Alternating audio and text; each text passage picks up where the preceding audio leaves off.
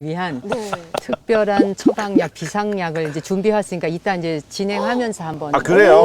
예, 이야. 약을 하나 한번 특별히 드려보고 제가 이 약 제약 많이 먹어가지고 약이 잘 안 듣는데. 예, 듣는지 안 듣는지 한번 해보죠. 알겠습니다. 뭐. 야. 궁지에 몰아넣어가지고 그럼 망상이에요. 오른쪽을 막으 오른쪽 왼쪽 그럼 구분해요.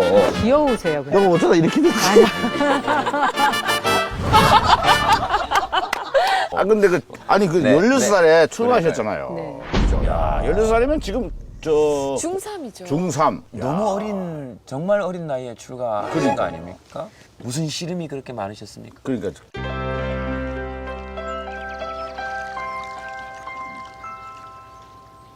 머리를 보통 깎고. 시름이 많아야 출가를 한다 생각하는데 네. 출가 동기는 그렇게 시름이 있어서 한다고 생각지 그래요? 않아요. 뭐 또 16살이 어른들은 어리다고 생각하시겠지만 네네네.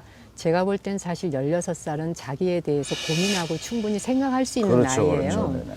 아무튼 제가 중학교 2학년 때 우연히 그 괴테의 젊은 베르테르, 뭐 데미안, 레미제라블 이런 거 한참 읽을 때잖아요. 네네네. 이제 인문 서적들. 그때 우연히 그 시다르타라고 하는 헬만 헤세의 책을 선물을 받았어요. 네네네. 근데 그 책을 읽다 보니까 이제 제 나이에 사실 읽기에는 그렇게 쉬운 내용은 아니에요. 그게. 그렇죠.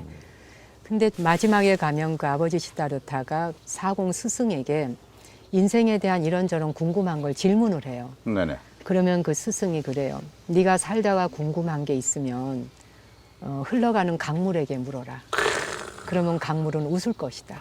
이야. 근데 그 대목이 저한테 그냥 확 가슴에 와. 꽂히더라고요. 그때 생각에 지금 이것이 답이야라고 결정을 내렸다 해도 그 답이 또 흘러갈 수도 있는 거예요. 그렇다면 결국은 인생에 궁금한 게 있다면 이걸 내가 찾아야 되는 건데 하는 이제 생각이 들면서 관심을 갖기 시작했죠. 이 관심을 갖다가 종로 쪽에 가면은 이제 그 옛날에는 헌책방이 많았어요. 네네네. 근데 헌책방을 가서 뒤적뒤적 하는데 뭐 교복 입고 단발머리 있는 학생이 좀 읽게 생기지도 않은 어려운 책을 뒤적뒤적 하니 거 보려고 한 게 아니라 그냥 구경한 건데 그 옆에 어느 분이 이렇게 보더니 학생 그런 책에 관심 있냐고. 네네. 그러면서 그분이 인천의 용화사에 네네. 무건 스님이라는 분이 참 계시는데 거기를 한번 찾아가 보라고 그래요. 그러니까 이제 무작정 교복 입고 단발머리에 가방 들고 인천 가는 기차를 탔어요. 지금이야 인천을 쉽게 가지만 그때는 그럼요. 아주 멀잖아요. 뭐, 예, 예. 그래서 물어서 하여간 찾아갔어요. 그 스님께서 너 어떻게 왔느냐. 제가 뭐 답답하다 그랬나 하여튼 그랬어요. 그랬더니 허허 웃으시면서 뭐가 답답하냐 이렇게 얘기를 하시는 거예요. 그러면서 이제 제가 알아들을 수도 없는 이런저런 말씀들을 해주시는데 뭔지 모르게 가슴이 시원해지는 거예요. 그러니까 알아듣지 못하는 말씀에. 그러니까 학교 공부는 그렇게 재미없는데 그 말씀은 계속 들어도 듣고 싶은 거예요. 이게 뭐가 어떻게 되려고 네네네네. 하는지. 근데 그분이 이제 이후에 알게 됐지만 불교계의 아주 큰 스님이신 송담 큰 스님이셨더라고요. 송담 큰 스님. 네. 그럼 그 송담 스님의 이야기를 듣고 이제 출가를 결정하신 겁니까? 그렇죠. 아, 이 길로 가야 되겠다. 아, 이 길로 가야 되겠다. 이야. 근데 실제 스님은 저를 기억도 못 하실 거예요. 그것이 계기가 돼서 제가 출가를 결심하게 된 것을. 송담 스님. 예. 근데 한 번씩 그런 마음이 누구나 들 수 있을 때가 있잖아요. 뭐 어린 시절이나. 네네. 근데 그 실행에 옮긴다는 건 사실 쉬운 일은 아니거든요. 정말로. 그것도 16살에.